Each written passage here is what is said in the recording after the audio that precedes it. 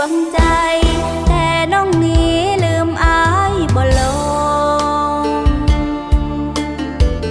คงทุกตรมอย่างนี้เรื่อยไปพูดตัวดีว่าอายหมดความสนใจต้องทนอายเพราะน้องลืมอายบ่ลง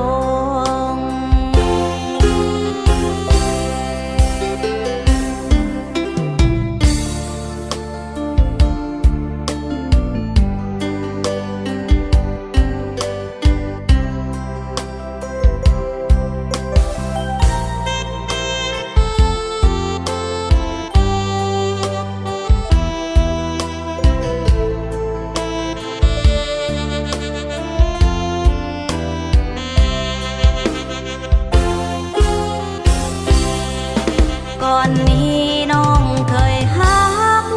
กับอายมาครั้งหนึ่งความฮักน้องคงบ่ซึ้งอายจึงหันเปลี่ยนไปปล่อยให้น้องต้องซ้ำรักกำในดวงใจในดวงใจในดวงใจแต่น้องนี้ลืมอายบ่ล